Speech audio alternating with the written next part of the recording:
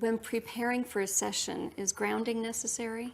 When you do the breathing and sweeping, you've automatically grounded yourself, so there's no special preparation or thing that you have to do. It's taken care of already. And is it okay to talk during a session? I don't recommend it, although people see me doing that quite often, but that's because I've been running the energy for 30 years and you get rather adept at it. But in a workshop and in most occasions, people are focusing. So in other modalities, they're kind of talking and they're just kind of like being easy. With this, you're really working, you're giving it your all, you're staying there, you're focused. And so I don't recommend talking, but if you get to a level of skill and it's not like a really significant, important part of the session, you know, you can talk a little bit, but I don't really recommend it. What might that person be feeling? People tend to feel heat, vibration, sensation through their body. They may feel energy rushing to various places. They may feel the pain decreasing. When you're working on structure, some people will actually feel the bones sliding back into alignment. When I worked on the cameraman yesterday, Richard, he could actually feel like his hips were turning. A lot of people feel like their foot sinking into the floor. It's a very unusual sensation when they do it. The first time I had my occipital ridge worked on, that's the bones in the back of the skull, it was the strangest thing.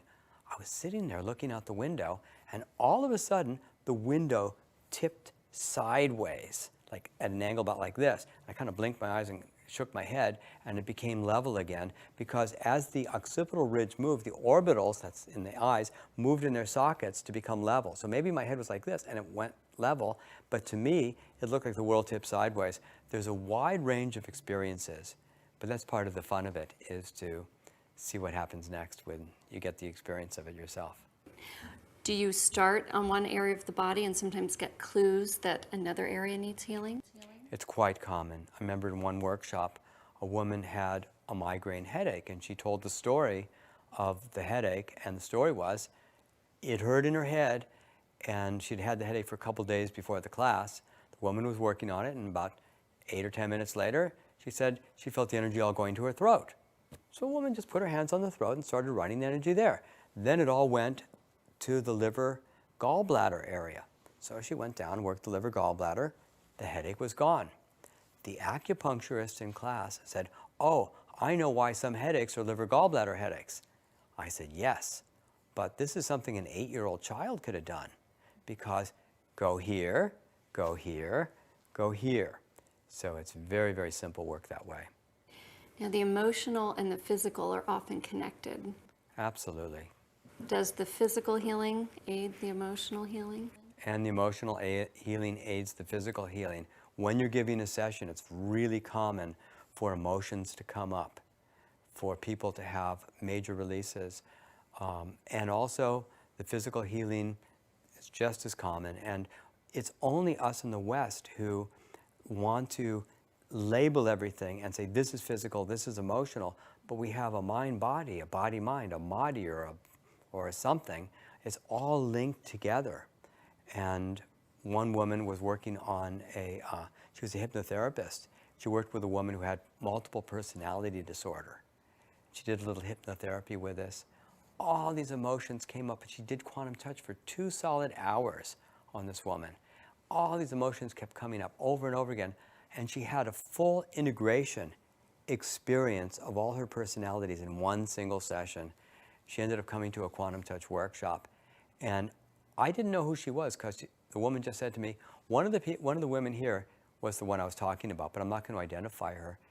She just fit in like everybody else. She no longer needed to act out the different aspects of herself because they had become integrated. Wow, that's incredible.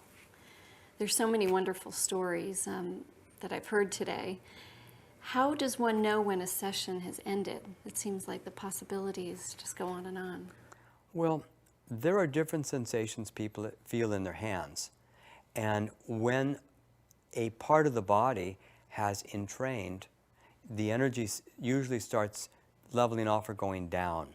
Now, when it ends, it depends how much you want to work on. But sessions tend to last anywhere from 5 minutes to an hour, and depending on what you want to give to the person, depending on what they need. Is there anything that you should do when a session is complete, either for yourself or for the person? I like to have people drink a little water just to flush out whatever's coming through the system, but no more than that. There was a beautiful quote in the book about your vision for the future and the idea of us all healing one another. Can you tell us a little bit about that? Well, the idea is that we live in a world of possibilities. And I envision a world where the other 6.5 billion people have learned to run energy. A world where people realize that their love has impact and value. Where they realize how important it is to be able to share that love with each other. Where kindness and consideration and healing become the norm. Where creativity and passion and joy become of value, and creating beauty and health on the planet becomes important. I imagine that when this work gets properly researched, that we'll actually discover that there's a new branch of science.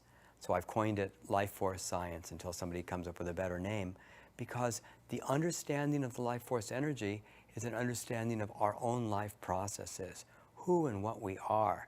But it also overlaps our understandings of physics, chemistry, biology, medicine, psychology, botany, history, philosophy. Everything is affected by our understandings of the life force energy. But it's going to transform the way that we deal with people, the way we understand life itself, and our priorities.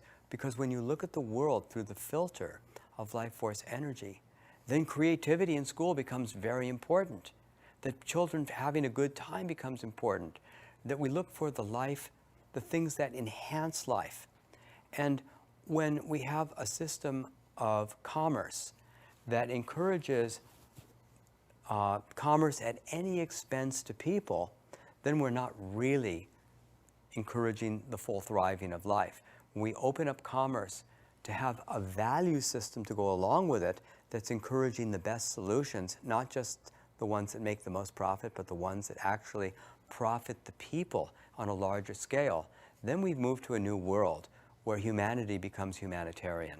So I imagine a world, however distant or close it might be, where we really learn to access this work, because this is, in my mind, a lost skill, a lost piece of knowledge that other cultures have had in the past, but it is so vital to us now and our future.